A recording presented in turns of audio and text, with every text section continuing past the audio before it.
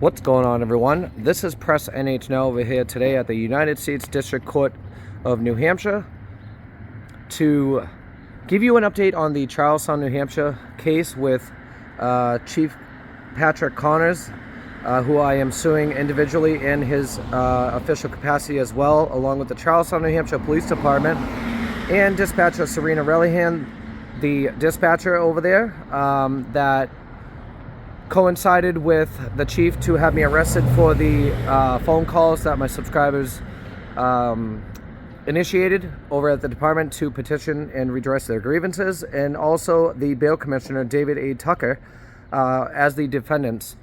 Please make sure you go like, share, and subscribe to my channel at Press NH Now. I appreciate all your support. Also check out my playlist to see some of those videos you might not have seen in the past. Hit that like button, let all your friends and family know about my activism in and around the New England area. Always check your description, all links are included. Donations are greatly appreciated. They do help me continue my activism in and around the New England states. We're gonna get right to it here, guys. Enjoy the video. I'm now gonna show you the events that followed, just to give you a heads up for my new followers, and also to let my old followers kind of go back and track and see what exactly transpired regarding this lawsuit and the complaints that I'm filing. Here's a clip of the Charlestown, New Hampshire saga. Enjoy. We'll get back to the complaints and my other filings soon after. On October 14th, 2021, YouTuber and activist Press NH Now conducted a First Amendment audit at a government contractor in Charlestown, New Hampshire. It was an ordinary audit in most regards, but it would set off a chain of events that few could see coming, exposing a disturbing amount of corruption from the highest levels of local government to its very citizens. Press NH Now would lead the charge in bringing liberty to Charlestown, and this small New England town would never be the same. I'm asking you what you have going on. I don't care what you're asking me. I'm not going to answer you. Touch me again, I'll spray you with mace right in front of the chief. How about that? Why are you going to spray me with mace? Turn around. Guys, do not call Charlestown Put your hands behind your back. The Charlestown Police Department. Phone calls continue, jamming our phone lines for approximately 3 days. Non-stop? Non-stop. You're live streaming with like 3,000 people, buddy. Go ahead. Every one of them. Go ahead. Do one. something, tough guy. So they trespassed me from every public building in Charlestown? That's not even legal, dude. What does the chief have to do with this? He's covering up crimes for his son. I know a lot more than you guys know. That is his son. I don't give a who you are. You don't scare me. Your fucking dad don't fucking scare me either. I know all about you, bro. But I'm gonna take this whole fucking town down with me too. Yeah, Watch. Swing on me. Trying to find a little kid? So, What the f? Dude, stop! Stop! Stop it! it makes me. Go home. Go home. Go home! I got arrested by you last week. I got assaulted by Jeff Lessels. Then I got my tires slashed all in 1 week, Connors. What's gonna happen next time? What's gonna happen tomorrow, Connors?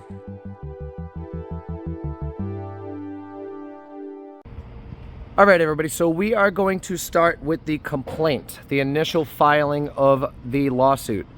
To give you a quick update, I will also put them on the screen for you to read along, or you can pause and do it yourself. We're going to start with the complaint, like I said. It is under the United States District Court, District of New Hampshire, for Mark, the plaintiff, versus Charlestown, New Hampshire Police Department, and the defendants, Chief Patrick Connors, individually and in his official capacity, along with Dispatcher Serena Relihan, the dispatcher, the bail commissioner, who violated my rights and prior restraint for setting bail conditions stating that I am not allowed to go to any public buildings in Charlestown. The amended complaint that I had to file, because I did add the bail commissioner later on, it does say, comes plaintiff Mark pro se and files this amended complaint pursuant to Rule 15 of the Federal Courts and Rules of Civil Procedure, incorporating bail commissioner David Tucker as an additional defendant. Plaintiff brings this action under 42 U.S.C. 1983, alleging that the violations of his First and Fourth Amendment rights by defendants who acted under color of law to unlawfully arrest, detain, and impose constitutional restrictions on his civil liberties. The introduction to this is, plaintiff seeks redress for constitutional violations including unlawful arrest and detention without probable cause, unconstitutional bail conditions imposed by Bail Commissioner David A. Tucker, unlawful seizure of plaintiff's recording device violating his Fourth Amendment rights, retaliation for engaging in constitutionally protected news gathering and recording of public officials. Defendant's actions have created a chilling effect, discouraging plaintiff and others from exercising their First Amendment rights due to fear of retaliatory arrest or restrictive bail conditions. Jurisdiction and venue. This court has subject matter jurisdiction under 28 U.S.C. 1331 and 1343 as this case arises under the Constitution and federal law. Venue is proper in the District of New Hampshire under 28 U.S.C. 1391b as the events given rise to this claim occurred in Charlestown, New Hampshire. The parties. Plaintiff. Mark, as an independent journalist and resident of New Hampshire. Defendant Patrick Connor, Chief of Charlestown Police Department, sued in his individual and official capacities. Defendant Serena Relihan, dispatcher for Charlestown, New Hampshire Police Department, sued in her individual capacity. And defendant Charlestown Police Department, a municipal entity subject to liability under 1983. And including the defendant bail commissioner David Tucker, the official who imposed unconstitutional bail conditions on plaintiff. Here are my plaintiff statement of facts. On October 27th, 2021, plaintiff entered the lobby of the Charlestown Police Department to retrieve public records from Patrick Connor while live streaming on his YouTube channel, Press NH Now. Plaintiff explicitly instructed viewers not to call the police department. However, some viewers independently called to express concerns about police misconduct.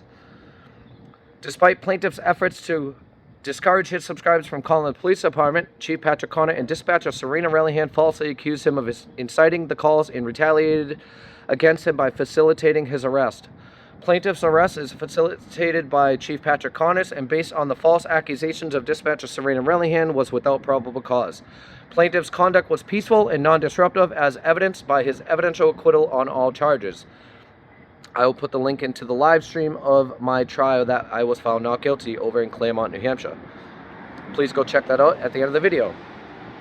During the arrest, plaintiff's recording device was confiscated without a warrant, a legal justification constituting an unlawful seizure. Plaintiff was subjected to bail conditions that prohibited him from entering any public building in Charlestown, New Hampshire, which further infringed upon his First Amendment rights by preventing him from attending town meetings, public events, and even the local library and town hall. A week later, plaintiff was also again arrested for allegedly violating these bail conditions by entering the town hall through this charge was later dismissed at arraignment. At trial, plaintiff was found not guilty of the charges of disorderly conduct and obstructing government administration, further proving that there was no probable cause for his initial arrest. Causes of action. Count 1. First Amendment violation against all defendants, including Bail Commissioner Tucker. The First Amendment guarantees the rights to free speech, press access, and public assembly. Bail Commissioner Tucker's restriction functioned as an unconstitutional prior restraint, preventing plaintiff from engaging in lawful news gathering and public discourse. Reed v. Town of Gilbert. The restriction was imposed as a form of retaliation against plaintiff for exercising his First Amendment rights, particularly his right to record public officials. See Glick v. Caniff. Losman v. City of Riviera Beach. Count number 2, Fourth Amendment violation against Chief Connor and dispatcher Relihan. Plaintiff was arrested without probable cause, violating his Fourth Amendment rights. The warrantless seizure of plaintiff's recording device constituted an unlawful search and seizure under Riley v. California. At no time did plaintiff interfere with law enforcement duties, pose a flight risk, or engage in behavior that would justify a warrantless seizure under the exigent circumstances and doctrine. I'm going to read you off my demand letter that I sent over to to the attorney of the Charlestown, New Hampshire Police Department. It is stated, settlement demand for violations of First and Fourth Amendment rights. Dear Attorney Burrows, Matthew Burrows is the attorney for Charlestown Police Department, Relihan, the dispatcher, and the Chief of Police, Patrick Connors. He is out of Concord, New Hampshire. Here's my settlement demand for violations of my First and Fourth Amendment rights. Dear Attorney Burrows, this letter serves as a formal settlement demand regarding my civil rights lawsuit filed against your clients, Chief Patrick Connor, dispatcher Serena Relihan, and the Charlestown, New Hampshire Police Department. In the United States District Court for the District of New Hampshire, my complaint alleges violations of my First and Fourth Amendment rights, including unlawful arrest, retaliation for a constitutionally protected activity, unlawful seizure of my recording device. Factual and legal basis for my claims. The facts of this case are clear and supported by substantial evidence, including video footage and trial records. First Amendment violations. The First Circuit explicitly held that the right to record public officials in a clearly established constitutional right, my peaceful live streaming activities fall squarely within this precedent, and the retaliatory actions taken against me were unlawful. The unconstitutional bail conditions imposed upon me prohibited access to public buildings, further infringing on my rights to free speech, petition, and assembly. Fourth Amendment violations under United States v. Jones. The Fourth Amendment prohibits warrantless seizures like the confiscation of my recording device, making the action unlawful and unreasonable. The baseless charges brought against me were dismissed and I was acquitted at trial, further demonstrating the lack of probable cause and retaliatory nature of your client's actions. Bail restriction violations. Bail restrictions that bar access to public spaces must be proportional to the alleged offenses and justified by compelling government interest. In Timms v. Indiana, the Supreme Court reaffirming that the principle that legal penalties, including bail restrictions, must comply with constitutional safeguards. The blanket prohibition barring me from entering all public buildings directly infringe on my ability to exercise my First Amendment rights, including freedom of the press, by preventing from attending public meetings, accessing government records, and reporting on matters of public concern. These conditions unjustifiably restricted my ability to fulfill my role as a journalist. Specific harm suffered. Your client's actions caused me significant harm, including emotional distress. The unlawful arrest caused severe anxiety, fear of retaliation, and ongoing emotional distress. Restricted rights. The bail conditions unlawfully barred me from entering all public buildings, not just public meetings, but the severely restricted my ability to exercise my rights to freedom of the press and access critical public resources, further infringing on my First Amendment rights. Financial cost. I have incurred the following expenses directly resulting from your client's actions: legal fees for defending against the baseless charges and addressing the unlawful arrest, travel expenses for attending court appearances, legal consultations and related proceedings, lost income and other financial losses by my ability to fully engage in professional activities during this time. I'm going to go right to the settlement demand that I am requesting. To resolve this matter without further litigation, I demand the following: monetary damages payment of $150,000, inclusive of compensatory damages of $50,000 for emotional distress, financial costs, legal fees, travel expenses, and lost income in the infringement on my constitutional rights. Punitive damages of $100,000 to deter future violations and address a malicious and reckless disregard for my rights. My non-monetary relief, I am requesting a written acknowledgement of wrongdoing by Patrick Connors, the Chief, Dispatcher Serena Relihan, and the Charlestown, New Hampshire Police Department. Mandatory training for Charlestown Police Department staff on public recording rights under the First Amendment, probable cause standards under the Fourth Amendment, reform of bail conditions practices to ensure compliance with constitutional protections, implemented within 6 months of my settlement. Litigation and public interest considerations. Should this matter proceed to trial, I will present compelling evidence, including video footage, trial records, and testimony to demonstrate the defendant's constitutional violations. I am confident a jury will find in my favor and award damages that far exceed the settlement amount requested here. With a significant following on my YouTube channel and growing public interest in cases involving police accountability, this litigation will likely draw even greater attention as it progresses. Prolonged scrutiny with further highlight systematic issues with the Charlestown Police Department and exaggerate the reputational harm to the clients. By resolving this matter promptly, your clients can mitigate further exposure and demonstrate accountability to the public. Settlement of this stage benefits both parties by avoiding the uncertainty, time, and expense of litigation, and it provides an opportunity to resolve this matter amicably while ensuring accountability and protecting your client's interest. Alternative dispute and resolution. I stated that mediation provides an opportunity to resolve this matter efficiently and confidentially, avoiding the expense and public publicity of litigation. A neutral mediator can also help facilitate a solution that addresses both parties' concerns. I am open to participating in mediation to explore mutually acceptable terms. His deadline response was, please respond to this settlement demand no later than March 3rd, 2025. Failure to respond will leave me no choice but to aggressively pursue all available legal remedies, including discovery and pretrial motions. I remain hopeful that we can resolve this matter promptly. Please feel free to contact me directly. I requested in any questions or concerns and to discuss potential terms of settlement. It is now mid-March, and his deadline for a response for my settlement offer and demand was dated for March 3rd. He did respond to my settlement offer. The district courts always like to have parties try to litigate outside of court rather than pursue and find a settlement agreement.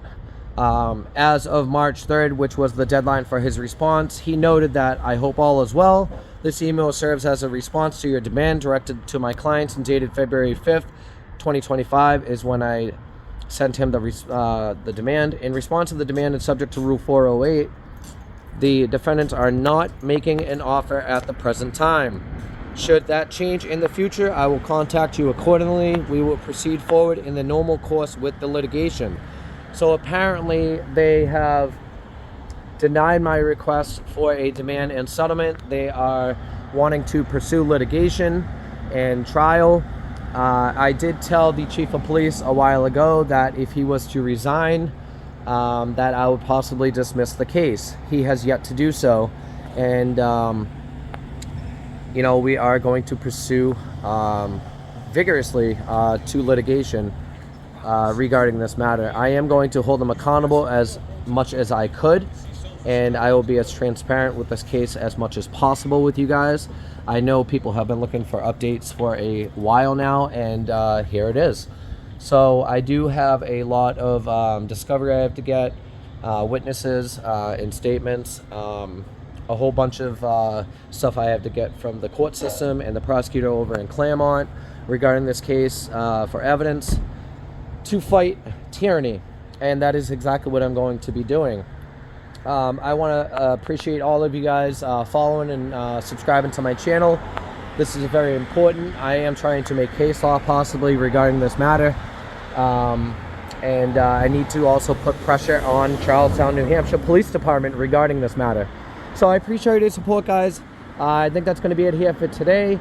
Please make sure you go like, share, and subscribe to my channel at Press NH Now. Also check out my playlist to see some of those videos you might not have seen in the past. Hit that like button, let all your friends and family know about my activism in and around the New England areas. Always check the description. All links are included. Donations are greatly appreciated. They do help me continue my activism in and around the New England states. We're going to end it off here until the next one. Press NH Now. Peace.